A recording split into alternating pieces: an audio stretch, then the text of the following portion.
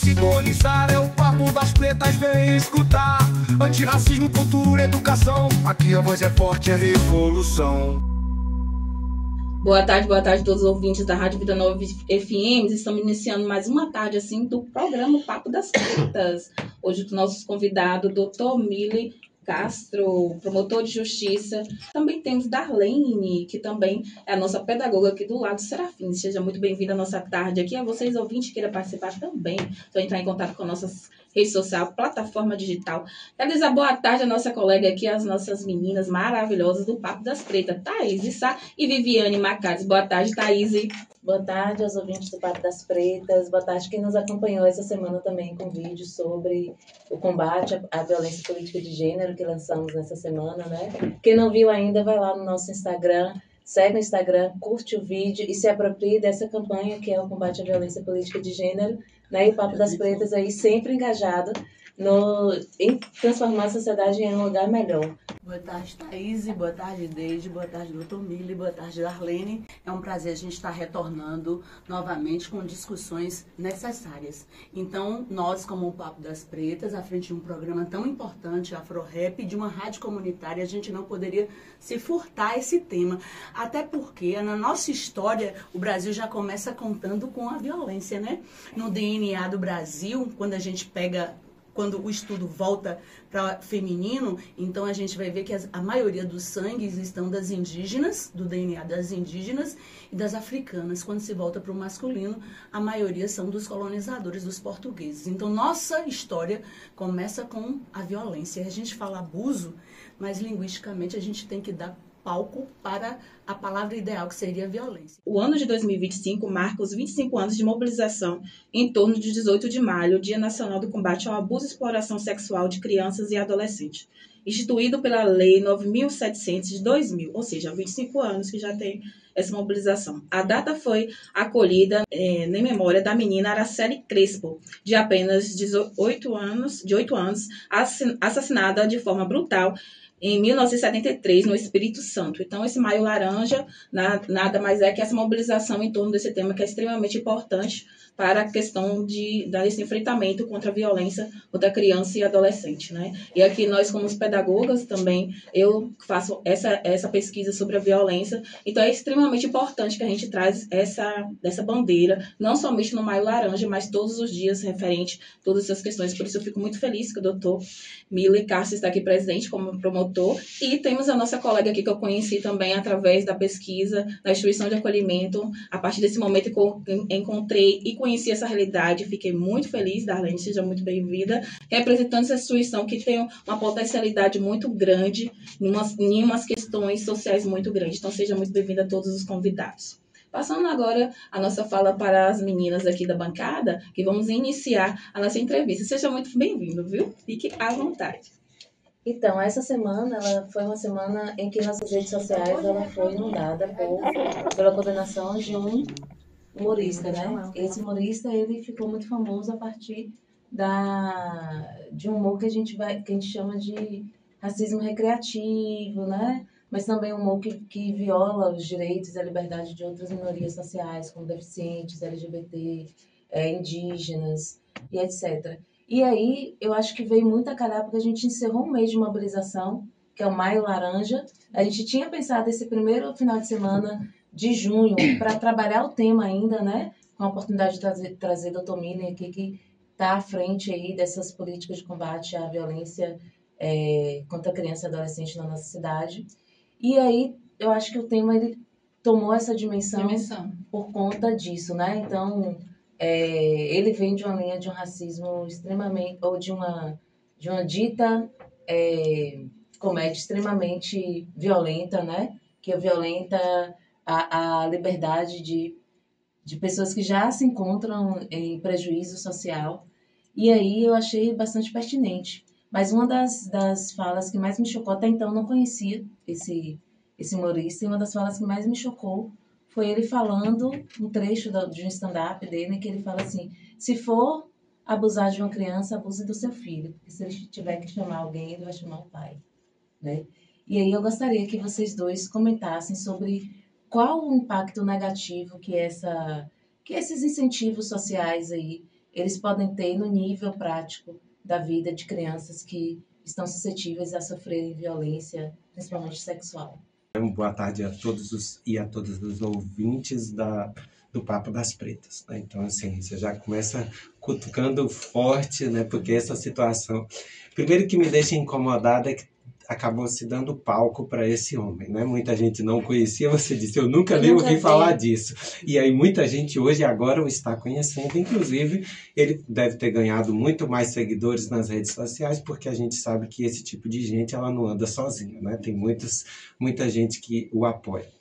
Então, eu começo falando do texto que eu até te encaminhei, né, da jornalista daqui de Tapetinga, Isabela Scaldaferri, que eu achei muito interessante, muito bem fundamentado, e só discordo do que ela escreveu, porque não se pode dizer que ali é liberdade de expressão, é liberdade artística, né? No caso deste rapaz, né, cujo nome me recuso a dizer, né, que esse chamado humorista, ele está atacando situações que estão protegidas pela lei, né? Então, existe a possibilidade dele fazer arte, existe, mas ele não pode desrespeitar a lei, né, para poder fazer chacota de pessoas, né, porque até o racismo recreativo, ele é crime agora, ele é crime, né? Então, você está utilizando, e aí a gente tem que ter essa necessidade do alerta. Embora tenha sido muito importante, né, tenha sido muito triste que o nome dele tenha sido divulgado no sentido de mais gente acabar seguindo que concorda com ele,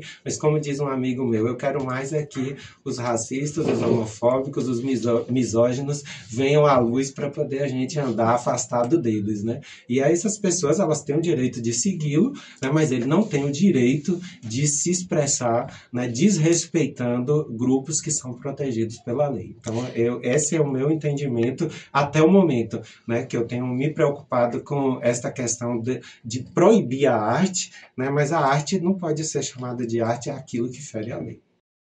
Boa tarde, né? Boa tarde às meninas aqui do Papo das Pretas, boa tarde a doutora Miley. É um prazer também estar aqui dividindo esse momento com ele, me sinto confortável, né, por estar com ele aqui ao meu lado. A unidade de acolhimento, né, lá do Serafins, ela é um equipamento vinculado à Secretaria de Desenvolvimento Social, né? Está na pasta da alta complexidade, porque a gente atende esses casos mesmo de alta complexidade e tem como supervisão, né, como apoio legal, o Ministério Público, né, a Vara da Infância, o Conselho Tutelar. Então, a gente está aí nessa linha de frente de proteção dos direitos à criança e aos adolescentes. Então, a unidade de acolhimento, ela acolhe crianças e adolescentes, né, de 0 a 17 anos incompletos, que estão aí, sofreram, né, algum tipo de abuso, alguma negligência. Então, assim, quando um humorista, né, que está lá, que é seguido, né, que tem ali essa influência, diz que o pai, né, pode abusar da criança, ele torna isso uma normalidade, vamos se dizer, né? Então, a criança que ela não tem esse entendimento, que ela não sabe diferenciar, né, um abuso, ela vai passar a entender que é normal o pai, né, ou o tio, ou o primo, abusar dela sexualmente, né? Então, assim, quando a gente se depara com esse tipo de situação, a gente costuma explicar de fato o que é um abuso, né? Fazer com que a pessoa entenda é um pouco complicado, né? Mas a gente tem que se fazer entender, a gente tem que trabalhar aquele ambiente, né? Porque o objetivo é que a pessoa que ela seja esclarecida daquilo, né? Que ela perca aquela visão de que o abuso é algo normal, né? Às vezes, eu dou um banho porque eu sou pai, né? Às vezes, eu faço isso porque eu sou tio, eu estou nessa questão de cuidado. Só que até onde pode ser o nosso cuidado? Né? Como é que pode ser esse cuidado? Então, a gente sempre tem que estar trazendo esse tema, né? Não só para as nossas crianças, os nossos adolescentes, mas também como a família que a gente assiste, né? Então, assim, a gente sempre precisa estar comentando sobre essas questões, né, no próprio ambiente do acolhimento, nessa forma de prevenção, de prevenir que as nossas crianças elas venham a sofrer esse abuso, né, e de conscientizar esse familiar. Então, a gente trabalha nessas duas, né? A gente faz essas duas partes. A gente conscientiza o adulto e conscientiza o adolescente ou a criança, né? Darlene, e quando esse adolescente chega aos 18 anos, como é que é esse trâmite para ele? Como que é essas relações quando ele chega aos 18 anos? Então, quando a gente vê que tem um adolescente que ele vai completar a maioridade e que ele ainda está na unidade de acolhimento, então o que a gente pode fazer? A gente vai trabalhar a autonomia, né? Nessa questão de um jovem aprendiz, de ensinar que ele, né? Ensinar a ir ao banco, essas coisas básicas, né? De que um adulto precisa ter para sobreviver, né? Então, assim, a autonomia que a gente trabalha em um adolescente, né? É visando isso, por mais que ele vá retornar para casa, né, mas ele precisa ter essa autonomia, ele precisa saber que ele precisa ter um emprego, né, que a gente sobrevive através do nosso trabalho, de um trabalho digno. Então, a gente precisa... Por isso que a educação é muito importante. Né? Qual é o perfil que chega, a partir de que idade, né? Vocês acolhem a partir de que idade até qual idade? Se são mais meninos, mais meninas, né? Se são mais negros ou não negros. As classes sociais também seria importante a gente... Quando se fala em unidade de acolhimento, né, em violação de direito, parte-se da ideia de que seja da classe pobre. Né? Vamos Eu imaginei, mas eu usar esse termo, né, da classe pobre. Só que quando a gente vai para essa realidade, não é só a criança da classe média, né, que sofre violência, né, que sofre violência física, que sofre violência sexual. A gente atende, o nosso público é geralmente, né, de pessoas mais de classe média, né, de uma classe mais inferior. Mas isso não quer dizer que a criança que está na classe alta, que ela não sofre esse tipo de violência. Ela é um pouco mais camuflada, né? Porque geralmente parte da ideia de que CRAS ou CREAS é para pobre, né? Vamos assim dizer, usar a expressão mais simples. Então, esses casos acabam que não chegam, né? A criança está lá sofrendo maus tratos, sofrendo a violência, sofrendo o abuso, mas não chega. Então, por isso que a nossa média de público geralmente é essa, né? A classe média, né? Crianças negras, né? Então, assim, a gente atende... Varia, é criança, é adolescente, é um recém-nascido. Então, a gente não pode estabelecer um público, dizer assim, não, a gente acolhe mais adolescentes, a gente acolhe mais crianças. Né? Varia, né? Varia do que a situação daquele momento faz, né? Como é que chegou, como é que a criança chega na unidade de acolhimento, né? Primeiro se trabalha a família, né? O CRAS, o CREAS, o Conselho Tutelar. Então, quando a criança chega na unidade de acolhimento, é porque a situação já é de alta complexidade. Toda essa rede já foi explorada. Toda essa rede já foi explorada. Então, lá é a última instância, é o último lugar, é a última situação. Né? Vamos dizer assim, não tem mais o que fazer. Então, é a unidade de acolhimento que vai, né, entrar agora. Então, assim, é sempre importante lembrar que a unidade de acolhimento não é um lugar de adoção, né? As pessoas tendem a ter essa ideia, né? Tá na unidade de acolhimento, vai ser adotado.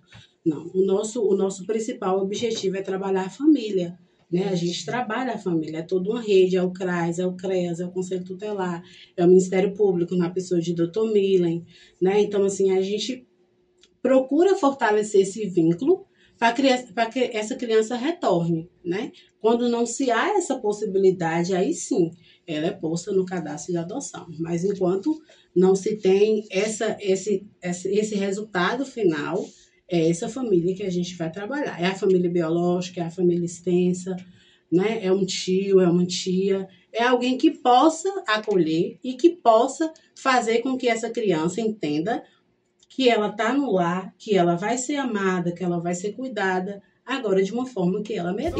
Aqui a voz é forte, é revolução.